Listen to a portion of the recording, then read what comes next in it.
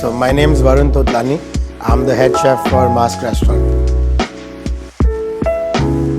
So the concept is to use forgotten Indian ingredients, indigenous Indian ingredients, while giving an experience through food and drinks. That is the concept of the restaurant, that everything we use at the restaurant is from within the country, and that helps us in our main goal, which is to highlight the produce India has to offer. For example, even with lamb, we have this specific farmer who buys his lamb from Karnataka, which is again in the south. Yes, so currently we're doing a dish that inspires from a home-cooked meal in Uttarakhand. It's called lamb butwa, where the whole animal is used. I also strongly believe that India has been eating nose to tail before it was cool and before it was sustainable. A lot of it because for flavor, and also a lot of it for out of necessity, because not every time were the prime cuts available to all different communities. So this dish kind of roasts the full animal, then chops it up and cooks it into a curry. So we've done our interpretation on that, and that's kind of the final main course on the menu. And we use lamb neck, lamb kidney, and lamb liver for that. We also do a course with oysters. The oysters are first marinated in a fish sauce. We tried doing different seafood on every menu. The fish, consistently what we get is barramundi. We would also use mackerel, and with shellfish we would use oysters. There's an oyster farm in Kerala. Clams, or even recently we also procured some langoustines that were served for the first time. As far as I know, in the country, we were the first to use langoustine. Hi, I'm Aditi Dagar, founder of Masque restaurant based in Mumbai.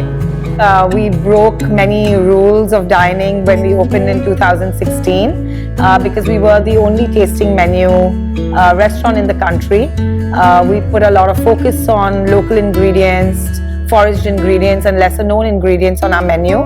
And it was always about borrowing from tradition to build modern Indian cuisine.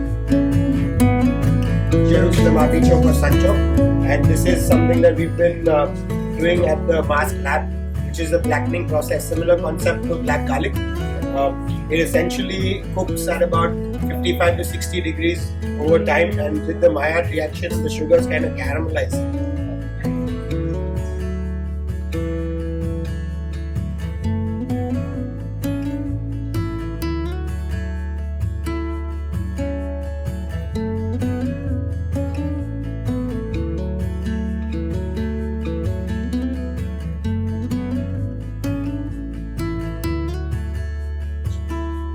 What's this one?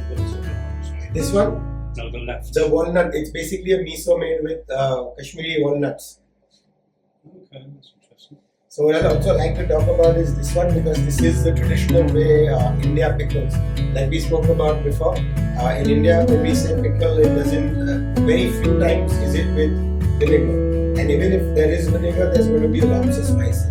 Traditionally how we pickle is with oil. A lot of them use mustard oil for the flavor, but it depends region to region, culture to culture. But it would be spices and oil predominantly, and then you let that sit in the sun to kind of ferment slightly and get a lot of the oil get out of it. That is a traditional way of pickling it.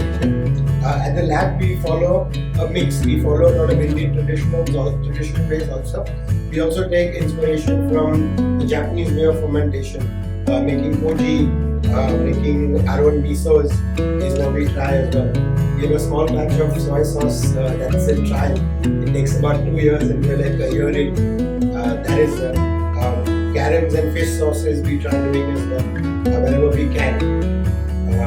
A lot of these things also are basically products. I wouldn't want to call it waste, but byproducts of ingredients that we used in the kitchen.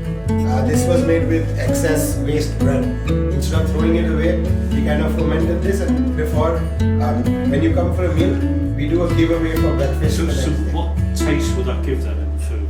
It would, imagine like very close to miso, but a miso that tastes of toasted bread. So it will have that slight funkiness. A lot of different things. some batches we try, some batches are small where we do small trials, and then once we like it, we will kind of multiply our production and then use it on the menu. So the prawn shells, how was that? So that was prawn shells that we roasted first. It's then mixed in with a little bit of koji, blended in, and then fermented, and then to kind of get it a dark color as well, it spent some time in the blackening box. So it has a slight bit heat to it as well. This one is also inspired by Japan. They make this plum wine called umeshu. Unfortunately, in India we couldn't find green plums that traditionally are used. So we made this, but with red plums itself, so ripened plums. Little change, but I think it's a great result. And then you wanna applied the process of blackening, which is basically cooking a vegetable or a fruit at between 55 to 60 degrees for a long period of time. What that does is it caramelizes all the sugars in the fruit with Maillard reaction, but doesn't really burn it. So it eventually starts to blacken from the inside out. What this also does is it breaks down the enzymes. So even something like a skin of the fruit, which was not edible before, is now usable.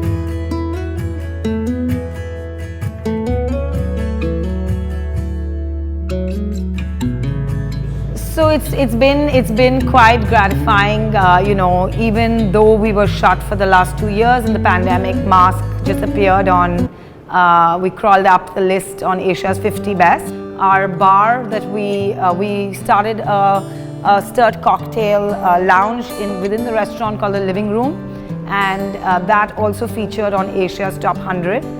So we definitely want to sort of give that more focus. Masque has always had an amazing drinks program since inception.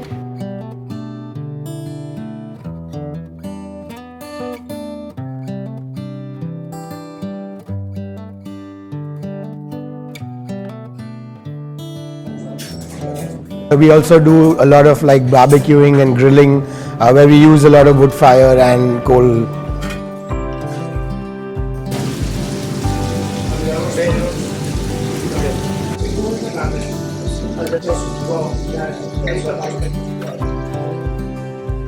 So we just kind of let this sit here for about, honestly, the size I think about 3.5 hours.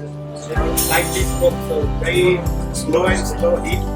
It's a mix of mango wood and some coal. Right. Over time, we've kind of found specific farmers and suppliers who we choose to take our meat from. Like for example, we have this farm in Coimbatore, which is in Tamil Nadu, southern part of India, that in my opinion does great pork, and that they basically the meat that you get is fresh, it's tender, it's juicy, and they obviously put a lot of work into their animals and how they breed the animals as well. Once it's cooked, what we would do is we would kind of pluck the bone out and then slice it, so you would get a rib and belly combined, and this would be much consistent. Speaking of another meat that we were talking about, this is lamb neck. We kind of debone it, and it's been grind in lots of salt, sugar, lots of different spices.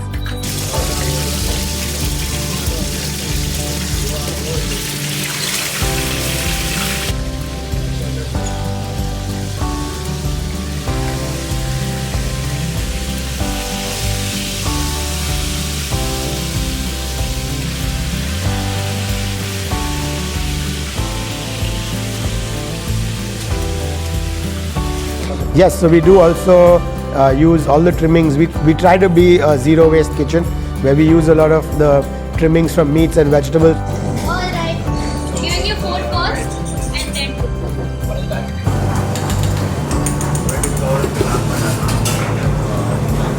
Can you send soda for first? Yes, send.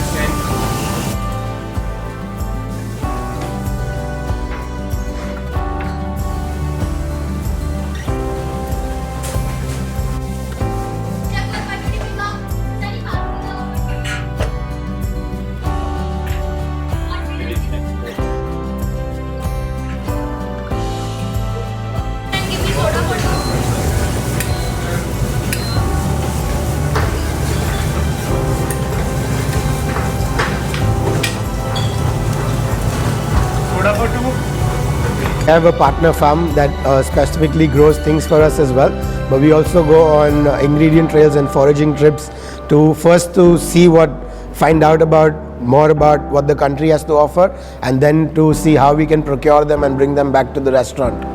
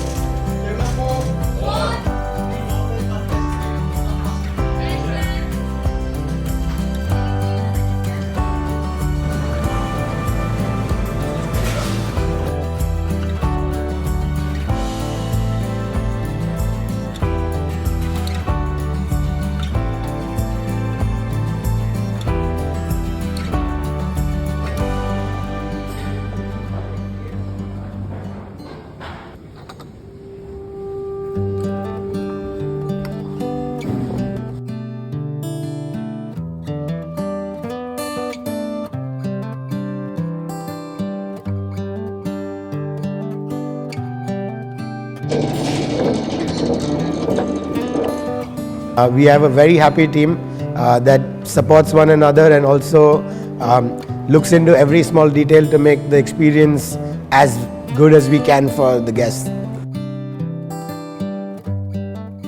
We do a laminated dough. It's laminated, and then we convert it into these. We fold it and we make these sets, which is called in India we call it lati pav, which is an everyday bread, much larger of course. But this is our way of making it, and then this would be part of a course as an accompaniment to a prawn curry inspired from Goa. Here currently we're on number 21 and also the best restaurant in India, which is a proud moment for all of us. So previous menus where we're using baramandi, all the bones and the trimmings like the belly part of the meat were fermented to make fish garum or fish sauce in-house, which is now used on the current menu.